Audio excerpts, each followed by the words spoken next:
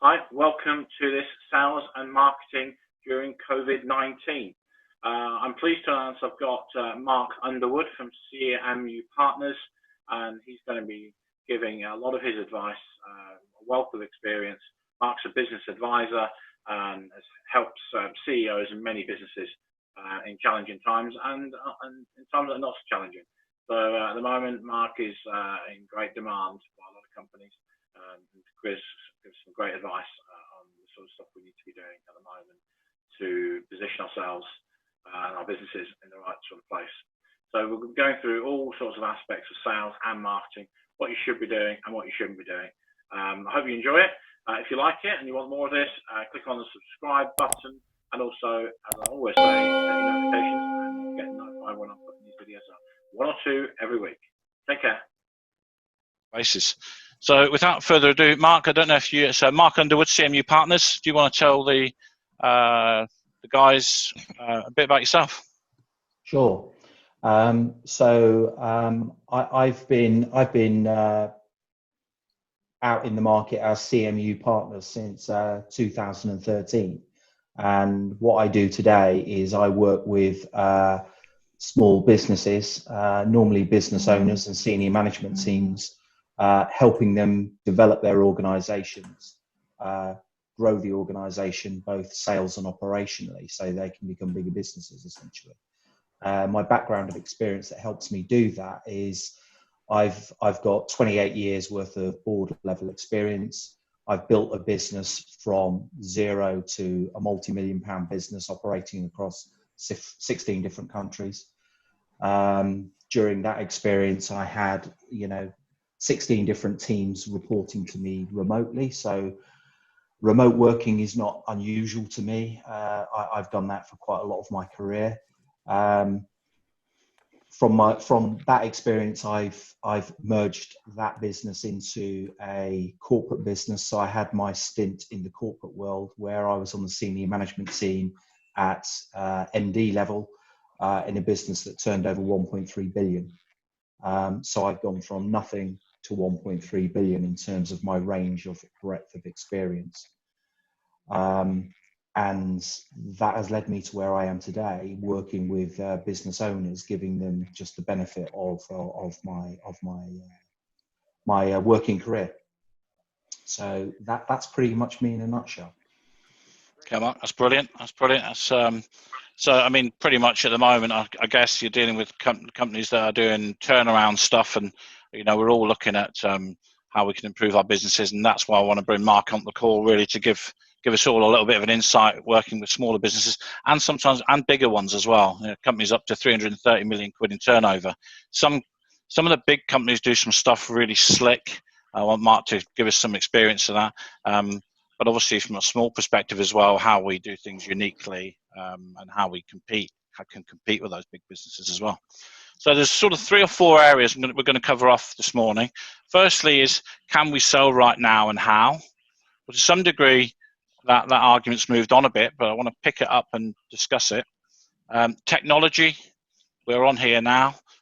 You can't have a meeting about sales and marketing right now and not talk about technology and what that means, and how we sometimes have limiting beliefs around things, so we can explore that. And then sort of the final thing is really how do we create more inquiries and get more conversions?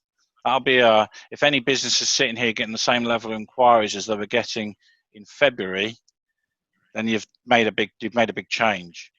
If you're getting much lower level, it may be essentially because you're doing similar things to you were doing in February. And I want to just cover off some of the big bits we need to deal with there. So as I say, feel free to throw in any chats as we go through. So I'm going to go straight into, can we sell right now and how? And I'm just going to kick this a little bit off. So we're going through different phases, as you've no doubt seen when we got involved in COVID-19. The first would have been shock. We sort of, I was in Lanzarote. As you do on holiday, I didn't even put the TV on. I just went to the beach every day, and I spent a week whilst Italy was in total chaos. I really didn't know much about it. and I got back on, I can't remember, a few days, about a week before lockdown, and realised it hit Italy, and it moved from China to Italy very quickly. And it was very obvious then that we were going to be in a lot of trouble. Everyone probably knew that. But that was shock. Wow. Wasn't even thinking about what the business was going to do. It was just like, wow. And then all of a sudden, we're in lockdown. And to me, that meant 3 of my businesses, that's 4, 5, maybe 6 operating units had to close and adapt to what they were doing. And that immediately meant, let's look at our costs. And of course, government are giving us all these instructions. So we've gone through these phases. First is shock, then cost reduction, then hunkering down. And then really in the last 2 weeks, for a lot of companies, starting to see the light. Yeah. And around all of this, I've said, as you know, keep on marketing. But companies will have cut back significantly. But now we can see some light for some of us, and some of us are still waiting for that. So now we need to be thinking about preparing for exit, and also what we've got in addition to what we had last week is now we have a roadmap from Boris. Okay, so, and he's actually saying this is when all these businesses are now going to come out of lockdown, subject to us behaving ourselves. So that's where we're at. That's quite it's clear where we're at. There are going to be some businesses that don't have complete clarity, airlines, travel. We know we're not sure on all that sort of stuff yet, but pretty much everybody else, there's a roadmap in play. So we've got something to work with. Okay, probably leading over to you, Mark, to talk about what's really required in these sort of situations where we are now, from where you see it, from being a business leader and also advising business leaders, what you see the situation for us now. Sure. So obviously, as Joseph's already said, you know, the people have gone through the shock and awe of us going into lockdown and their businesses being turned on their head overnight. I think as a business leader, one of the key things that we need to do is just acknowledge with our teams, ourselves, our customers, that these are unprecedented times, and that, you know, we're here. Yeah, we need to quickly get over the shock and panic, you know, maybe do some of that behind closed doors over a glass of wine, but then very quickly show leadership for our business, especially if you've got a team of people. You know, they are right now going to be looking to business leaders to say, right, what are we going to do? What's the plan? Yeah. Staff are used to working through a set of processes that have just been turned on their head overnight. So quickly showing, you know, direction to the team is really important for me. I think also the tone in which we do that's really important. You know, these aren't normal times. There's going to be a lot of people that are concerned about their welfare of their families, the welfare of their jobs. You know, COVID-19 is a threat itself. And acknowledging that in your communication with your team and your customers. So I think, you know, showing that, you know, you're dealing with everything in your organization with a level of compassion, empathy, respect for how other people are feeling is really important. You know, and I emphasize that point because, you know, showing leadership doesn't mean being tough all the time. It is about showing the human side of you, prepared to be vulnerable, prepared to say, I don't have all the answers right now, but trust me, I'm going to go and find them. Yeah. And that kind of style of communication, I think, is really important when you're talking with customers, because they're going to have all the same questions going on in their heads right now as we've got. What does this mean for the business? What does it mean for the landscape of my whole industry? And where are we going to come out here? And I think, you know, if you're trying to increase sales or just get people focused on sales in a volatile environment, you know, I would really say the biggest advice I could give anybody is, you know, go to the data. And I'm talking about within your own organization. Really drill down into, okay, I've got X amount of trading customers. Me and my team, we need to, you know, contact those customers and understand the impact on their organization.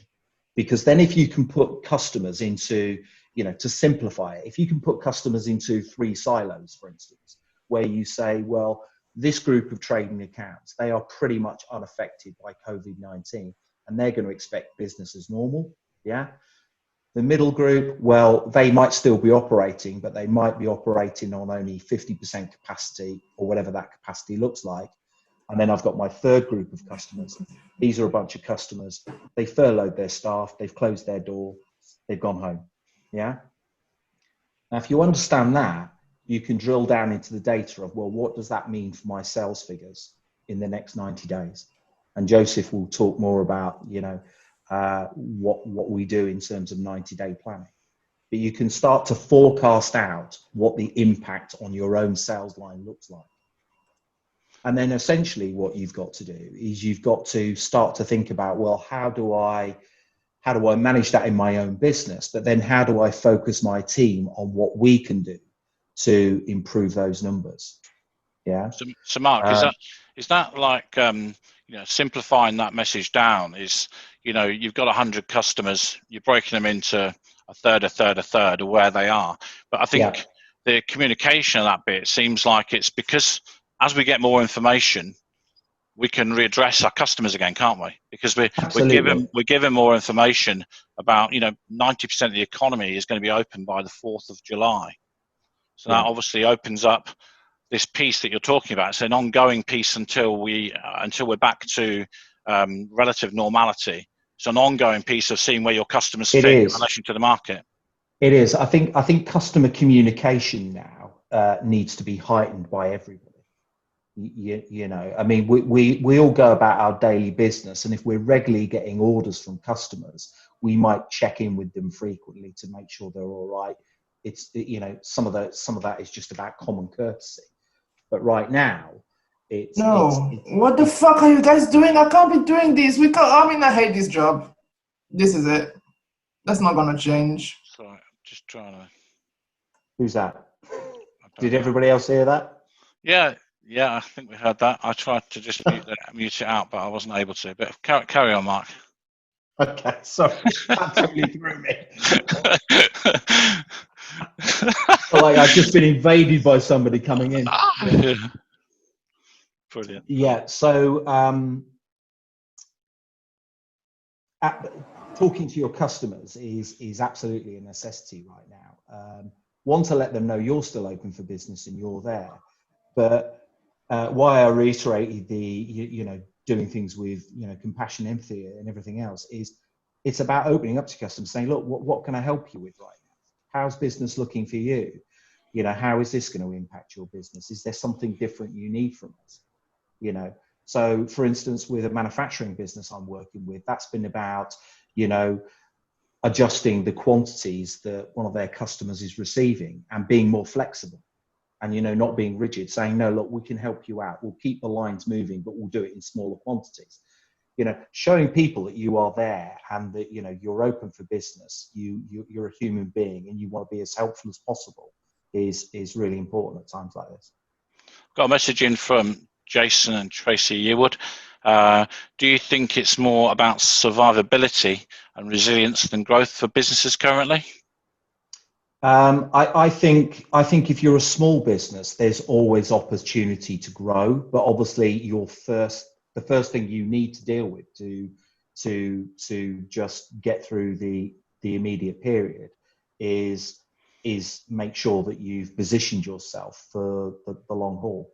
And we're going to talk about the short and long term strategies as part of this session today. But absolutely, once you've if you think in crisis management, what do you do? Right, I need food, light, shelter. Yeah, food, water, shelter. I need to get down and hunker down. You then go into a mode of right, what do I do to get myself out of this? And for a lot of one benefit, I would say a lot of small organisations have is that you're never really taking up a large proportion of your potential market landscape. So once you've gone through the survival instinct of understanding what you're going to retain today you can very quickly pivot and think about, right, well, how do I go and get, more customers that are in these areas that are still active? How do I do that? So, I'll be the first one to admit, whenever I've been busy in business, am I always chasing new business? No, not really. You are winning back some capacity here. And the important thing for everybody is, right, you've just had a whole load of capacity handed back to you on a plate. And under circumstances you don't necessarily want. What are you going to do with it?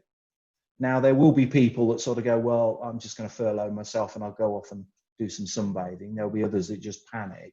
But the fear with a small business that unless you quickly get your head around the situation and get proactive again, somebody else is going to come and eat your lunch and you might not have a business to come back to.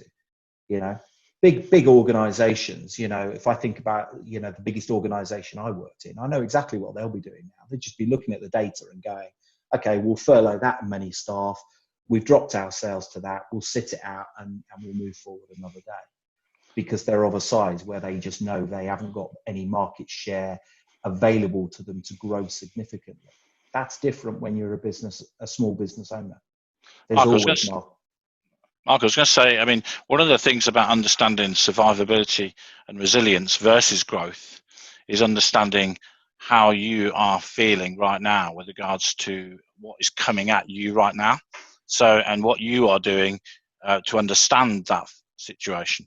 So, if you've got a pub or you've got a restaurant, your growth is not even a question. You simply may be able to pivot to takeaways and all the rest of it, but it's a different question.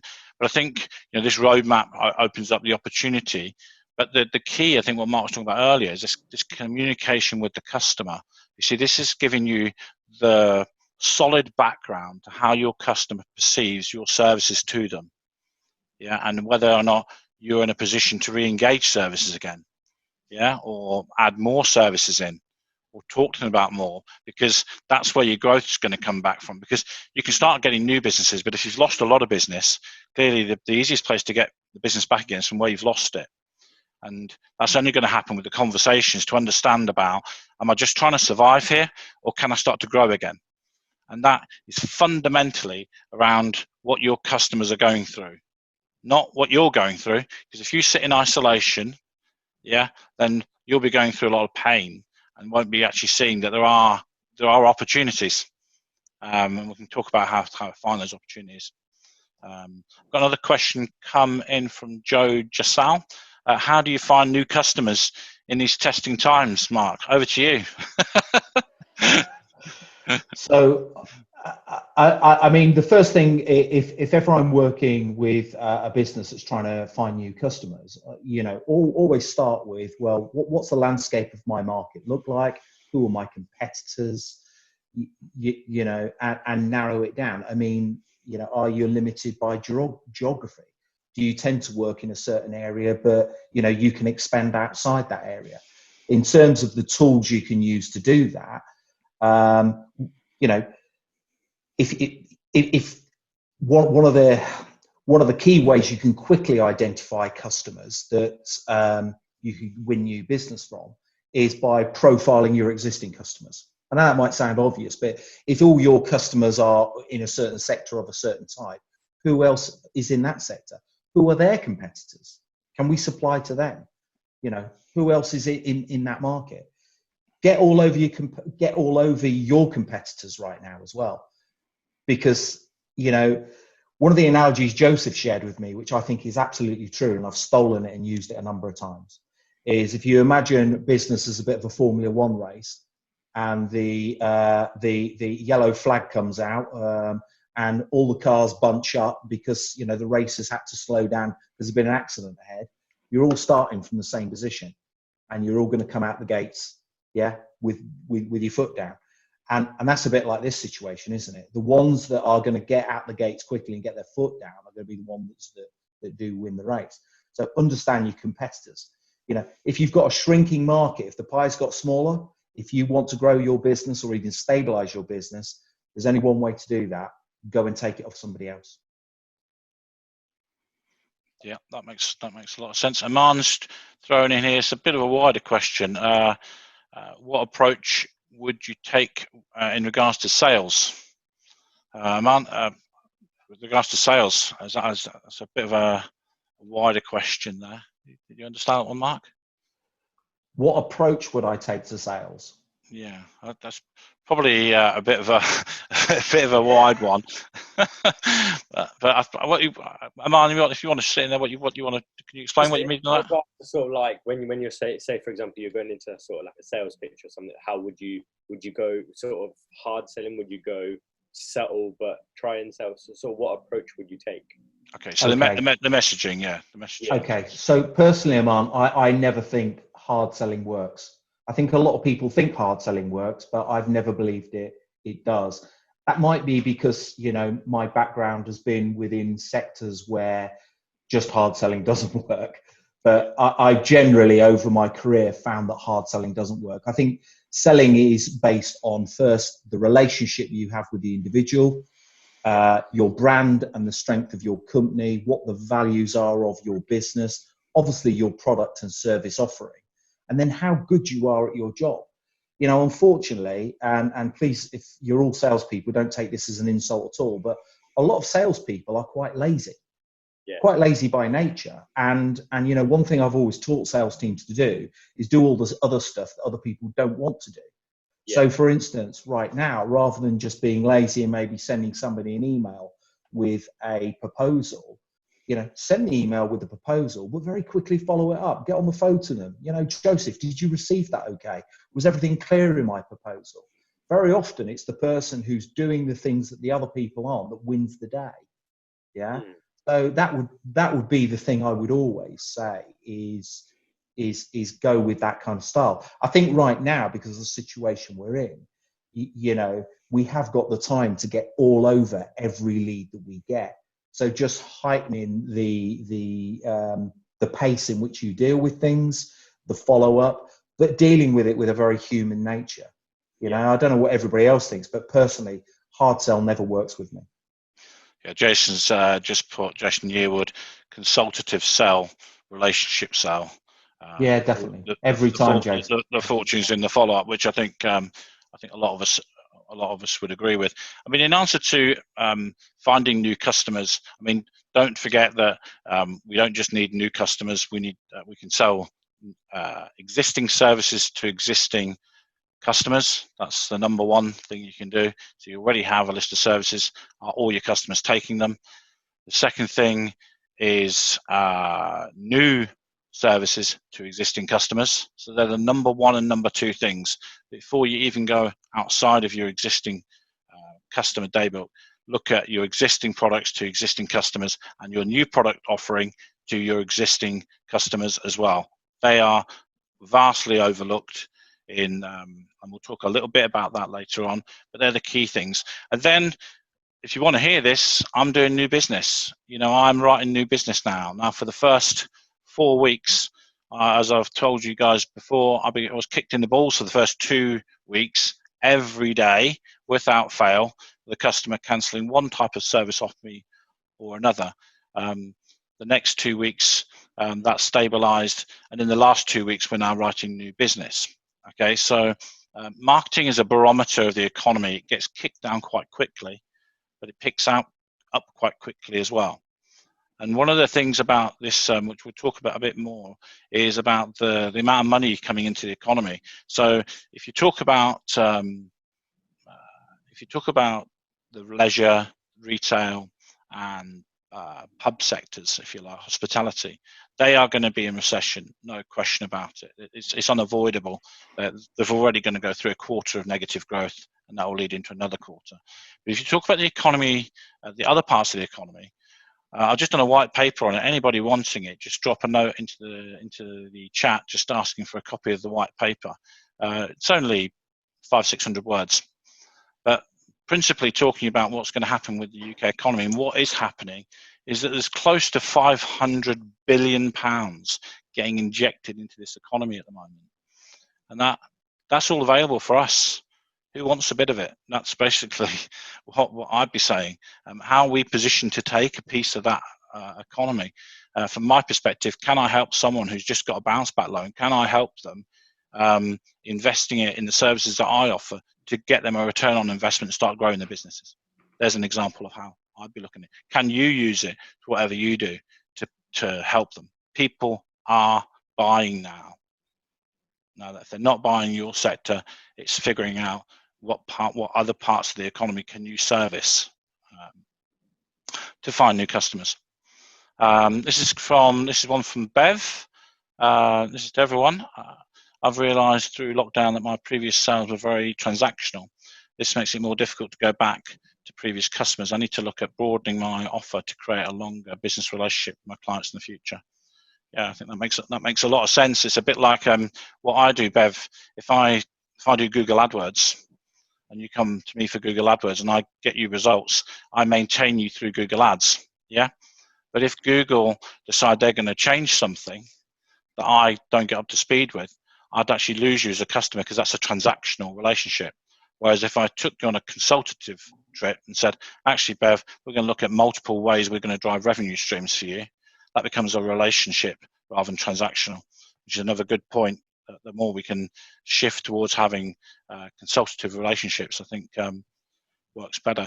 I think we've covered off selling, and now just inside of that, what Mark did talk about there was messaging and how the messaging's changed. So if you think, I was saying early doors, very careful about how you sell.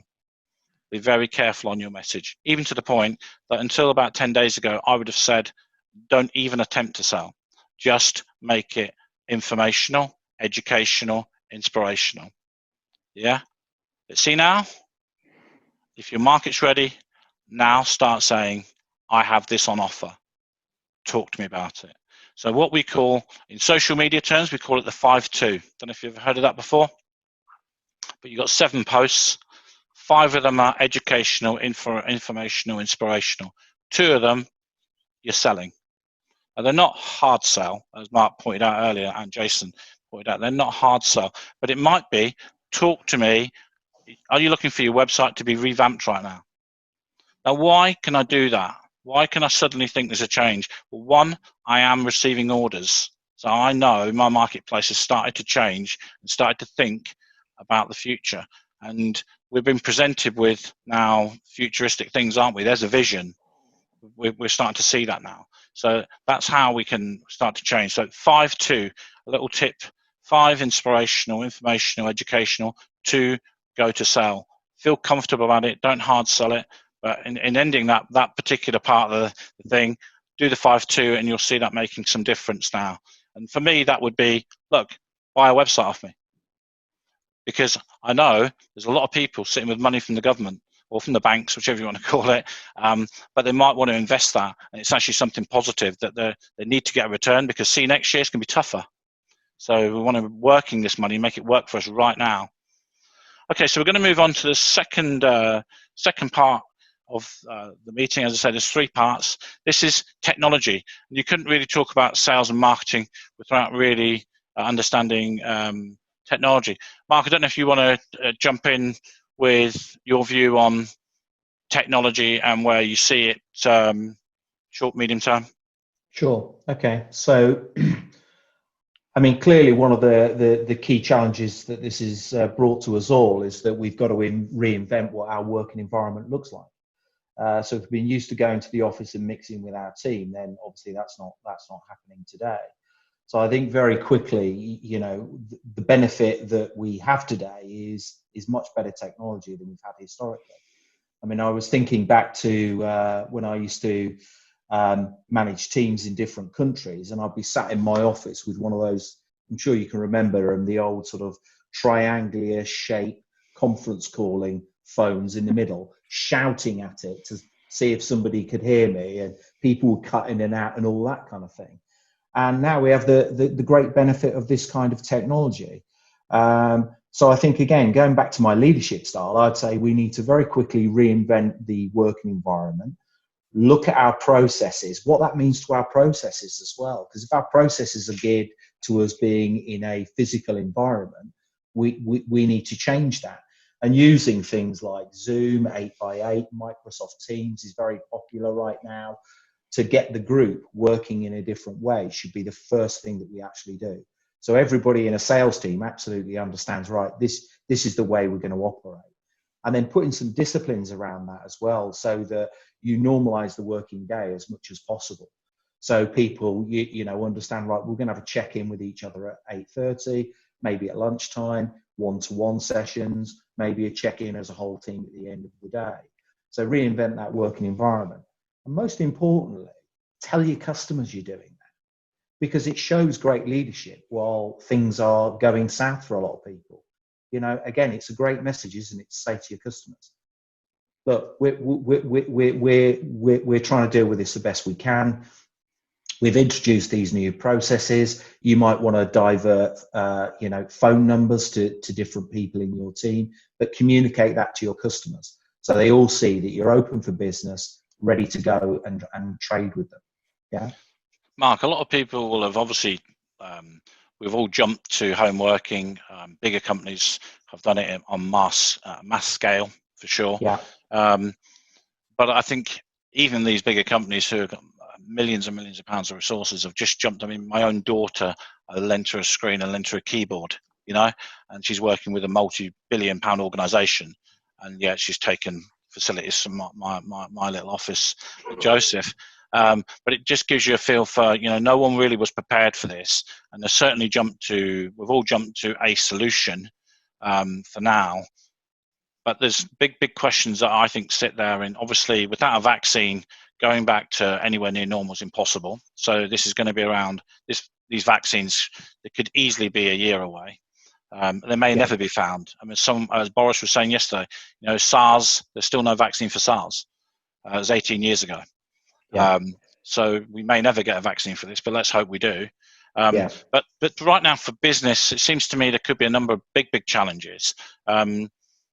One, we've been used to managing our staff in a time perspective that have been maybe had a hierarchical management structure sitting around them, and two, sort of time management, and three, motivation. How do we, and this is for people that have got staff, how do you see that now going forward in terms of trying to get performance and everything else, or do you just think let's just get performance? I don't think we just go and just think let's just get performance. I think, you know, whenever you're managing a team of salespeople, you know, they're out there talking to your customers. Their mood reflects on your business. I think now is a time where you really do have to keep hearts and minds, you know, positive, focused. I think it takes a certain management style to manage people that are working remotely. I think you need to give your people a sense of you trust them and actually focus on realistic outcomes. I think for a long time as a society, for too long we focused on, you know, what time does somebody clock in, what time do they clock off? I want to know everything they're bloody doing between 9 and 5. Yeah, normal, standard, old school manufacturing mentality that I've seen all my working life. And actually, what I try and lead people to look at is what are the realistic outcomes you want for your business right now, and actually just talk to your team and manage that process with your team. Less about whether they're clocking in at 9 and leaving with 5. And actually, all the research that was done way before COVID-19 showed that flexible working, giving people choice, managing people in that kind of way, improved performance, gained better staff retention for the organization, and engagement in the business was greater than just, you know, cracking the whip all the time. So I think in the same way that I don't believe that hard selling works, I don't think old school hard management works as well. You know, I'm a firm believer in having boundaries, you know, proper guidelines, but it's about managing people in a very turbulent and fluid situation, and the style in which you do that.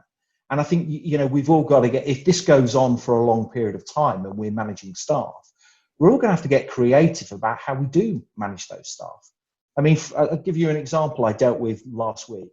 So a team that I've been doing some support with, they've really been working hard, just to support their customers and sort things out for their customers. And the business owner said to me, I'm pleased it's a bank holiday weekend. All these guys need to go and just have some time out with their families and chill down a little bit. And I haven't seen any of them for weeks now. You got any tips on what I maybe ought to do? And I said, how well do you know them? Well, I know them all really well. Okay, why don't you just send them all a case of beer or something for the weekend? Say thanks for your efforts. How many times do we just say thank you?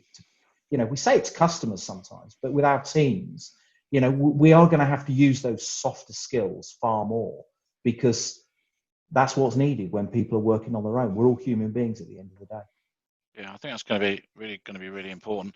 People are going to have to change their management style, and obviously managing ourselves as well. Is also, for people that are working by themselves in this environment, it's posing some particular challenges. But I suppose as we come out of lockdown, it's going to make it a little bit easier. I mean, I would say to anybody that's a business owner right now, look at your own support network. Who are the people that you're going to? Who are the people that are going to help feed you in terms of just keeping your energy up? And it's really important you keep that network tightly around you. But something I don't want to jump to what I was going to say at the end, but I think it's also guarding yourself against the opposite of that as well. So that you keep yourselves focused on the road ahead, the positive sides of whatever's going on in your life. This is not a great time for anybody in society right now, but we will get through it. It's just how and when, isn't it? And we do have to play the longer game. So moving on a little bit to the marketplace. So this spins back again to your actual beliefs in what you're doing as a business. So what does your marketplace look like? Well, if I looked at my marketplace, it was pretty much Peterborough and surrounding areas. And then I just started to get involved in doing business in London. So that was sort of my marketplace. Probably London would probably be one of the last places I'd actually probably want to go to right now. Certainly their infection rates and the proximity of people and social distancing, how difficult that is in a busy city like London, would be like, whoa, hold on a second. This is making me look at, do I want to go back there? But you've got to look at the backdrop of, well, can I get back into a situation where someone will want to see me face to face in London in the near future? Answer, no. So I'd ask you all to look at really what the technology we're doing right now and how that's changed your marketplace in a variety of different ways. So when we were asked the question there, how do you get new customers? Well, new customers have got to see you. So they're not going to fall upon you sat in your office at home looking at a screen. They're not just going to come across you. They've got to find you. You've got to make yourself visible to them, which is why all along I've said keep your visibility up. But of course, that's an easy thing to say. I'm going to be more precise about it now. So I want to do business in New York City. I'm going to start going on LinkedIn and I'm going to start connecting to people that fit the profile of a normal customer in New York City, because I know that I can do business with that person. We speak the same language, yeah? And guess what? I think we talked about it briefly last week. My rates are probably going to be cheaper than someone sitting in Manhattan trying to sell to that customer. So I've now got a competitive advantage. I can move around the world. In geography, I might be able to move around the world where what I do is cutting edge. In the UK, I'm good at what we do. We're good at what we do as a business. Don't get me wrong, right? We're very good at what we do. But as you move around the country, and we could be cutting edge, and that might be just moved around the world. So I go to, say, Toronto, Canada. They're very much into print at the moment, but they're transitioning into marketing. Digital marketing. Don't get me wrong, they're in digital marketing, but they're still heavy print. It's like, Mark, we were talking earlier, in the States, they still send checks. Who's writing checks these days? This is what I'm talking about, how the world, how that bigger world is different. So there's one way. LinkedIn is a way of jumping around the world easy. Tinder's another one. No, it's not. No, it's not. Sorry. No. YouTube. Okay, YouTube's another way. You'll have known I launched my YouTube channel last week, so I'll put a link in there. You can go and watch some of the stuff that I'm releasing on there. All free content. Subscribe to it. Hacks on LinkedIn, on all sorts of stuff, websites, you name it. But that's the way of me now, because YouTube transcends boundaries. You can absorb it from anywhere. Anyone wants to go on watch someone do LinkedIn. You get an American guy tell you all about LinkedIn. Hey guys, let's get in there today. Why can't we do this? Yeah, we don't have to do it in an American way. We can do it in a British way. The way we do stuff. So think about how you could be unique on a platform like YouTube. Podcasts. I know Bev. You've been doing it a few years now, and just launched one with Dyfrig and who's the other person? Again? Yeah, Pete Rushmer. Pete Rushmer, of course. Yeah. Pete Rushmer. God, customer of mine, I should know. Oh, I'll tell him. Yeah, no, don't keep that quiet. But you just launched a podcast, haven't you, Bev, recently there, and it transcends boundaries. It will allow you to just suddenly be in a lot of countries. Because it's not looking at a geography and saying we're only going to show you in a certain area. It's going to move. And I think that's what the things you need to think about in terms of right now. If we're marketing in February, how many inquiries would we get? Let's say we got 50 inquiries into our business. If we did the same marketing right now in May, you'd probably end up with 5.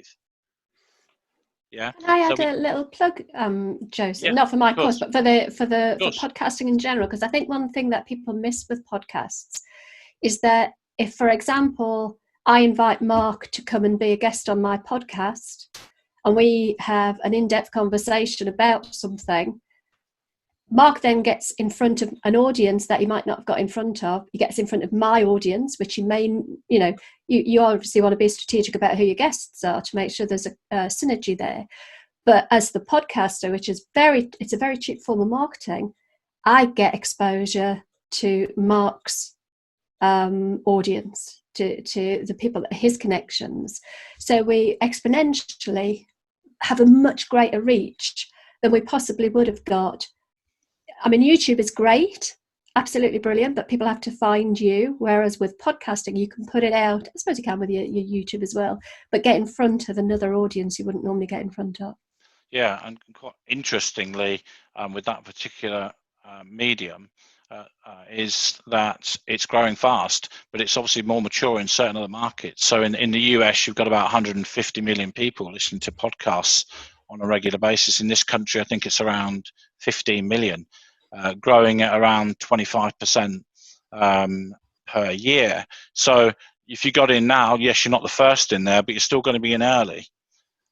The whole point of talking about those things is that you can stop looking at your business in a singular way. The chances are you can't deliver what you do physically anymore. That's the thing. Now you may have a strategy where you can maybe do it in a limited way, but can you do your services virtually? If you're doing them virtually now, then your market is no longer limited to where it was geographically before. Really, that's the belief. Can you do it? Can I go on and sell a website in some way to someone in Canada, the US, Australia, 17,000, 18,000 kilometers away? The answer is yes. We speak the same language. So it can be done, and we might be offering better solutions, might have better knowledge of what we're talking about, be slightly more advanced in certain areas of the country, and vice versa, people coming into us. I think one point I'd add to that is that people talk about getting back to normal. I think what we're all going to find is that there is a new normal. Yeah, that things aren't going to go back to normal. And actually, every business, big and small, should be thinking, well, actually, one of the benefits to working remotely is obviously the cost savings you make, the time savings you make from travel. And if we just ignore all that and go back to what we've always done, then actually there's a missed opportunity, because while I don't want to divert the conversation onto the environment, there are other things going on in the world other than COVID-19 that are an issue for businesses, the environment being one. And actually, we have just got to all operate differently going forward. I mean, personally, I've seen some great advantages with just working remotely via video. It means that I can speak to one client in the morning and I can touch base with them again in the afternoon, later on in the afternoon, and he's the other side of the country. In between, I've spoken to 4 other clients. But if I was out working in the field, as I've always done historically, I wouldn't be able to do that. Yeah. Just point on here. Just rethinking it through has had a massive benefit, certainly to what I do. Now, I'm not saying that happens with every business, but even if you are a business that needs to go and see your customers, if you cut down your travel by half, that saves cost to your business. It saves time. You know, time is your most valuable asset when you're in business. So using technology more smartly has got to be the way forward. Joe Just was just said here, I think video is good and becoming more popular in recent years, which it obviously is. I mean, quite interesting. I put out for a speaker at the beginning of the year, and one guy came on to me and he just videoed himself in his kitchen, just thing up there, selfie, videoed himself and sold himself to me in the space of 30 seconds by video over WhatsApp. And he stood out big time by doing that. Honestly, it was very, very good. But it shows you today we're all going to gain more confidence by being in front of video. We're going to get used to ourselves, looking at ourselves. We don't like the way we sound and we don't like the way we look. Get used to it. That's the way you look and that's the way you sound. So those things can't really be changed. So get confident about it. And that's all that is actually, is a little gremlin voice in your head that is unsecured. It has no fact. It has no basis, but it makes you doubt the way you look, the way you sound. So do more video. I'm going to move on. We're coming to the last section. Still feel free to fire in any questions, guys. This bit, the last section, is really getting more inquiries.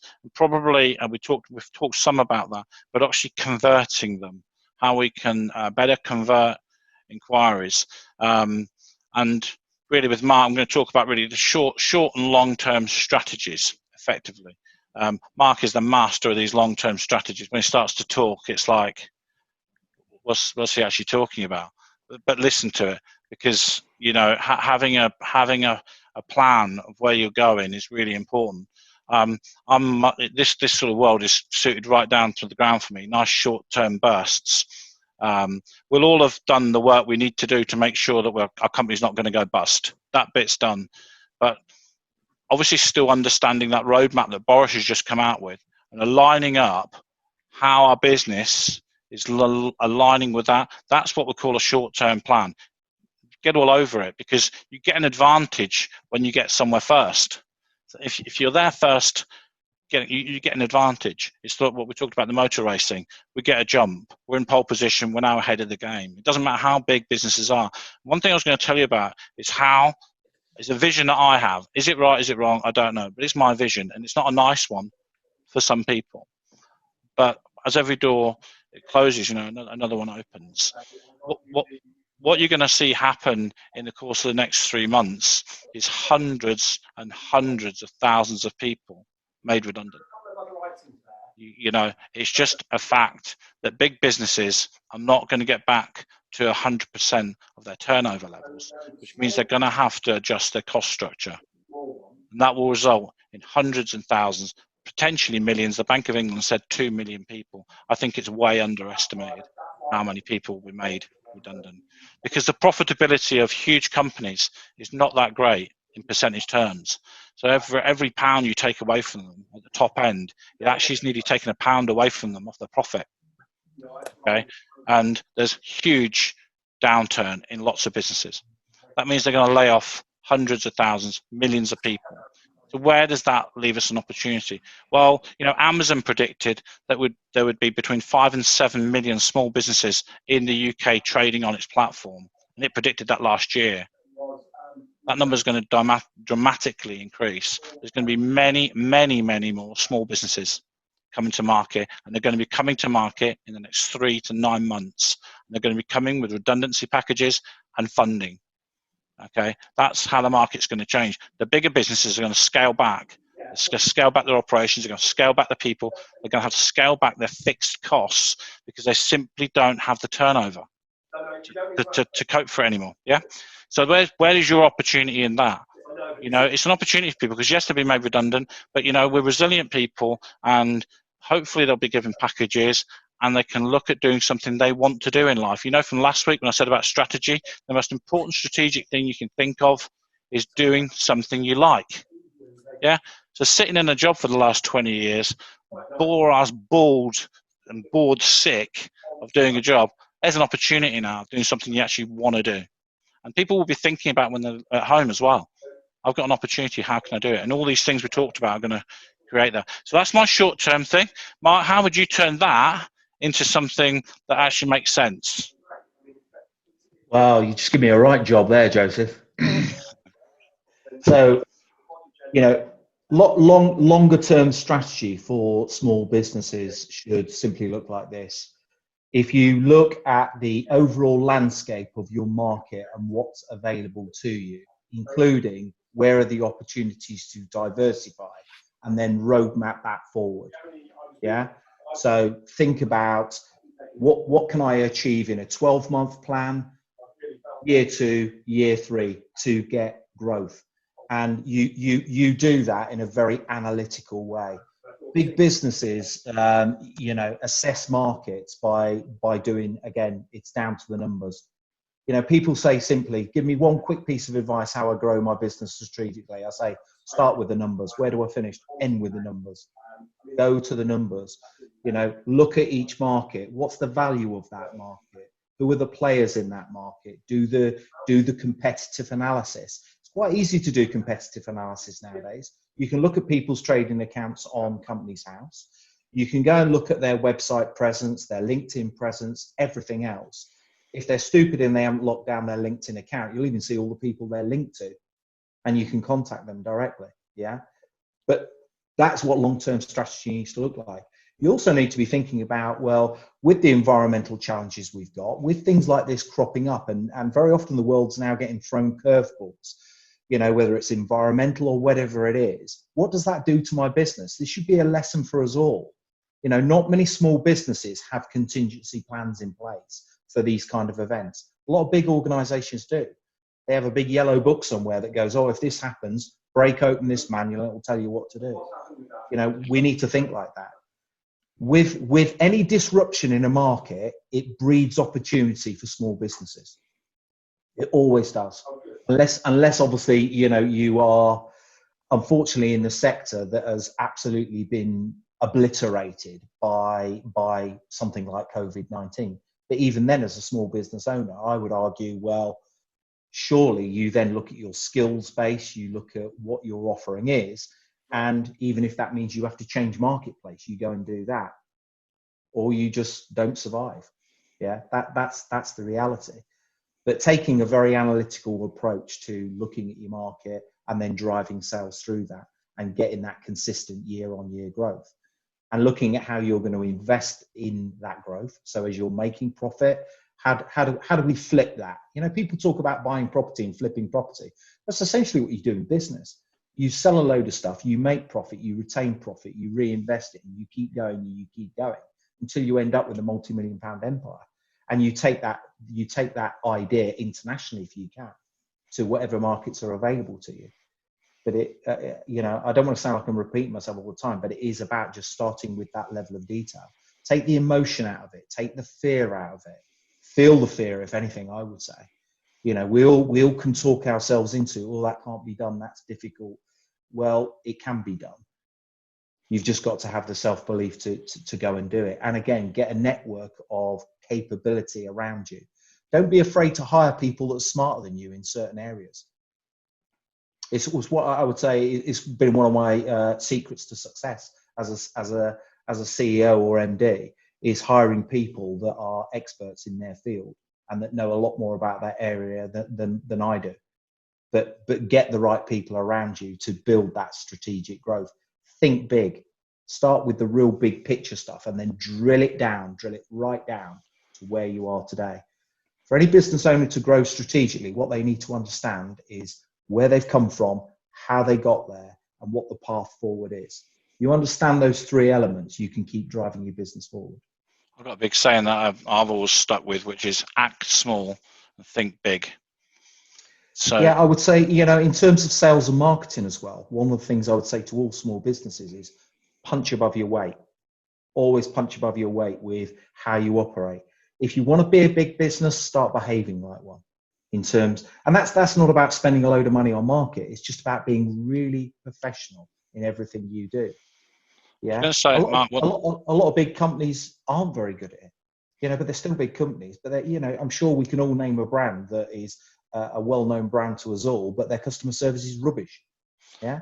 One of the things that big businesses find difficult to do is actually to change quickly, to adapt, because they've got an infrastructure that has to adapt the messaging around that. It's very complex for big businesses to change quickly, even to change their marketing, their methodology, because it's already planned. They've already done it. It's planned. One of the things about now, and I know we're talking with Aman, is our planning is very much now. We're planning to the end of May. Okay, we're not going too far, and even that is because we now have a roadmap from Boris. Without that, you'd have had to kept that in a weekly check because the market's changing too fast. I've got here from Bev. What's the best way to pivot your business, if necessary, to survive without diluting your niche and confusing your audience? Anything do you want to pitch on that, Mark? So can you just repeat that again, Joseph? Yes. What's the best way to pivot your business, if necessary, to survive without diluting your niche and confusing your audience? Okay, so I think the first things I'd be looking at, Bev, is how I diversify but keeping my existing audience. So what is it else that I can offer to the market without losing what my brand is about, what I stand for as an organization? Are there additional pieces that I can bolt onto my business? Are there strategic alliances you can make with your business? So, a lot of people in small businesses don't look at strategic alliances very closely because they might be quite guarded about their own network. And they obviously don't want people pinching their customers. But is there something you can bolt onto your business that is very clear to your existing customers and new customers what you've done, but that is a whole new offering? And do you do that as part of a strategic alliance with somebody else who can benefit from what you're doing? Does that make sense? Yeah. Conscious we've probably got 5 to 10 minutes. I've got a few things in here to cover off. And really, this was about inquiries and conversions. So I think one of the key things you can do, we've talked about opening markets up and doing that. I think we've all got that. But are you actually recording your performance? So I can tell you in big businesses, which I am involved in 2 further big businesses, we look at our KPIs every single day. Okay. In Joseph, it's not such a big business. We don't need to do it every day, although we keep our eye on one of them every day. How many inquiries do we have coming into the business every day? And how many do we want? Because that's our driver. In bigger businesses, you might end up, Mark will tell you about this, but you might end up with 6 drivers. Yeah. In smaller businesses, you might end up with 1 or 2. Ultimately, you can move them out to 6 if you want. But the important thing is when we focus on something, it tends to get delivered. Yeah. When we take our eye off the ball drops. That happens in big business and small businesses. So what's really important is have a set of KPIs in your business. If you don't have them now, create them. And there'll be things like, how many inquiries do I get in? Obviously your turnover, could be your margin. They are key performance indicators of how your business. Set up those. If you want an idea on those, Mark, I'm sure you've got a few that you use and have used. Yeah, so KPIs for me have always been really important because they're the bit that drive the revenue. Very often when I go into businesses that are struggling, they'll present you with a very sexy spreadsheet that says, look, this is where our sales have dipped. This is what the effect on our gross profit has been. This is how it's affected our net. And you go, okay, what's causing that? Well, I don't know. And the reason why they don't know is because they don't understand the key performance indicators that drive the revenue number. If you understand what drives the revenue number, And that could be the number of live trade accounts you have, the number of proposals you're putting out. You can drill it down back to, so when I ran quite a big sales team where we absolutely knew that the field activity that the reps did directly linked to our conversion on sales. So we measured it. How many active appointments has that rep done this week, this month? And interestingly, when you correlate KPIs with then performance with a team of people, they very often align up. So the guy that is doing the most in terms of the activity, the proactive work, guess what? They're the ones selling the most. Yeah. So if you start to measure those things, it also gives you also on a positive note, if you're a small business or you're working on your own, it'll give you hope that your numbers are going to come good. Because sometimes if you're looking at a revenue number that isn't great, well, what else have you got to focus on? Well, all the things that are going to build that pipeline, which are your key performance indicators.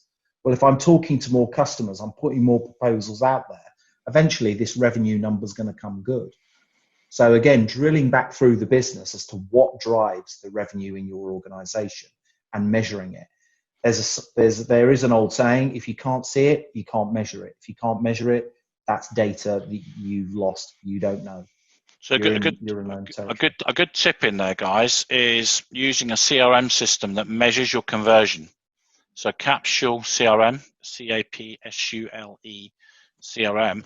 This will capture all your inquiries and will measure them, whether you've won or lost them, and give you a figure. It will say what your conversion rate is on 30 days, your conversion rate on 90 days, and your conversion rate on 365. Okay, really important. So how can we influence that conversion rate? Well, there's two big things right now. Mark alluded to this earlier. The first is treat that inquiry like a goddess or a god, bloody all over it. I've got an inquiry, ring the bells, let everyone know, work on that and perform your proposal back to that inquiry as fast as is possible. However fast you used to do it is too slow. That's a fact. Now you need to turn it around quick start. So how do you do that? Well, look at your proposal and enhance your proposal. Go about making your proposal twice as good as it was before this situation started. Because what you've got now, you don't have the ability to sit and use your charisma in front of a customer. It doesn't exist anymore. So when you come off this chat, that customer is going to be left with your proposal. Okay? So that's all they've got. So you've got to make that better than the competitors. There was someone, I was in a networking group with someone a few months ago who said they actually printed off theirs and sent it out hardbound so that when that decision maker sat down with the other decision makers, his was the only one that looked the part. Everybody else's would have been printed off of an email and would have looked like a dog's dinner. Yeah, but make your proposal sexier, make it more attractive. It will have an impact on how you position yourself to the actual audience. So speed and conversion they've always been there. Yeah, because your first acknowledgement, or your first experience rather of how a supplier is going to work is how quick they got back their proposal. If it came in fast, you're creating a really good feeling about you to your potential customer. So speed, but nowadays it's more important because you need to be ahead of your competitor at all times. But now, so you've not got as many inquiries, you've really got to work them, and you've got the time. So invest in that time. Don't put that off. Do that. I've got just some tips I'll just knock through here, Mark, just given that we're running out of time. But keep marketing to your audience. Keep pushing yourself out there. And if whatever you were doing last week, do more this week. Do more. And next week, do more again. We know what's happening. Businesses are starting to open up. Have you got any businesses that you need to talk to that have stopped working with you? Are they ready now to have that conversation? Don't feel uncomfortable about having that conversation. Just go and find out from them. Are you okay? How are you getting on? we're seeing things starting to open up. How are you seeing it? As Mark was saying, empathizing with those customers, just try and bring them out. And do the key thing here, look at your Woo chart. Have you looked at your Woo chart yet? All your customers down the left-hand side and all your services across the right. Match all that up. See where your opportunities are. They're your easiest win. So really important. Mark, just on that, the bit that most people don't do right, the follow-up. The follow-up on quotations, especially. Or proposals, yeah. Or proposals, sorry, yeah. Quotes, proposals, whatever term you use. Absolutely. It's been proven in lots of different size organisations that the different ways you can follow up a proposal will dramatically change the conversion rate. If you think about it logically, if you went to the market to find a price for whatever you're going and looking for, and you put that out to 5 different companies, all 5 of them send you a quote. 2 of the guys actually follow that proposal up. One of them emails you, the other one rings you, checks that you've got the email, has a great conversation with you, asks whether you can do anything more for you. His chances, or her chances, of selling you that product are about 30% higher than the guy who's even just emailed you with a follow-up, let alone the guys that haven't done any follow-up. They've just sent you the quote. That's a statistical fact. And it's low-hanging fruit in all organizations. If you work with a team of people, trust me, if you enhance the way you follow up proposals and how you present your proposals, you'll get a better conversion of business.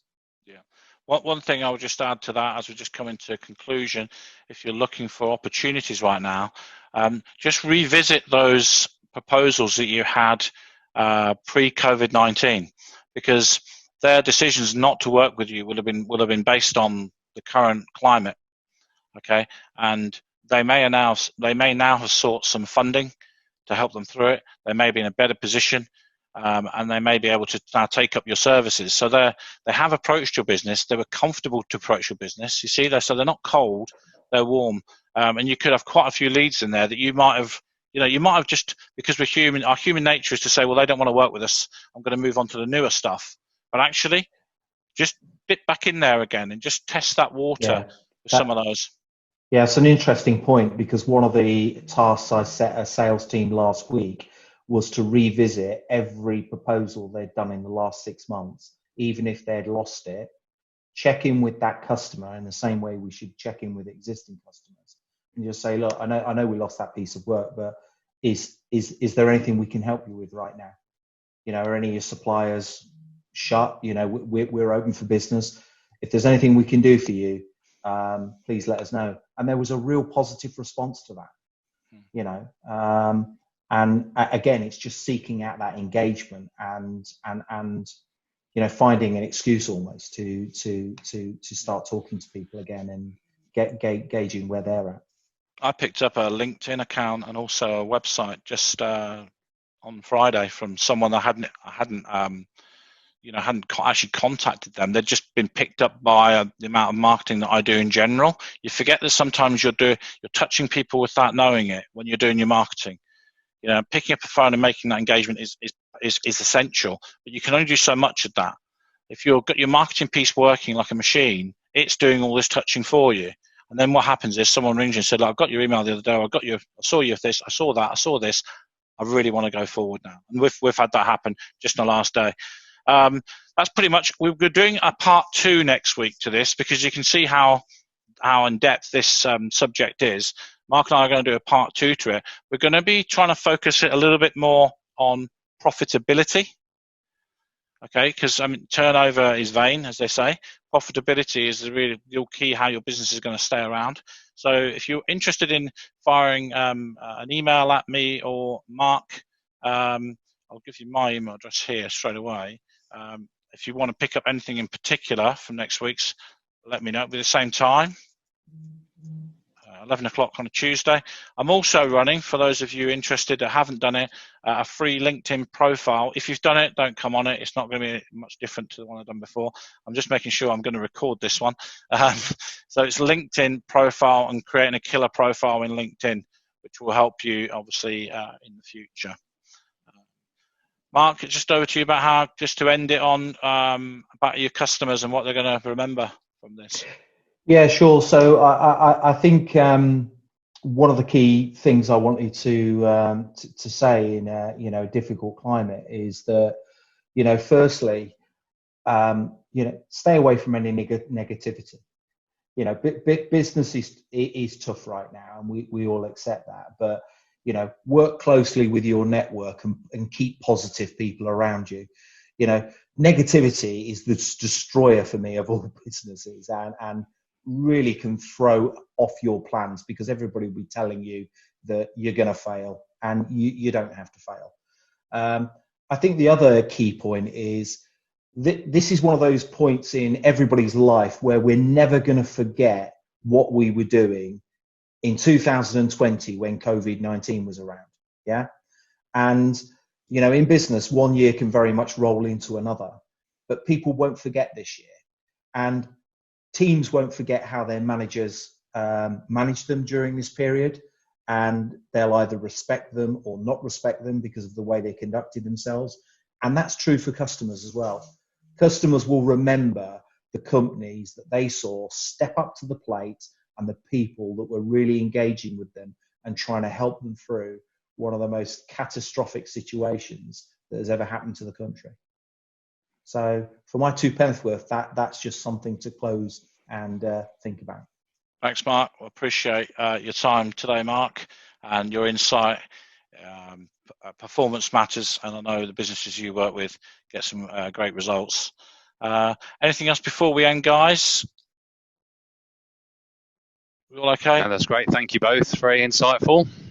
Thank you. Well, see you again, same time, same place next week, and look forward to having a great week, guys. Take care.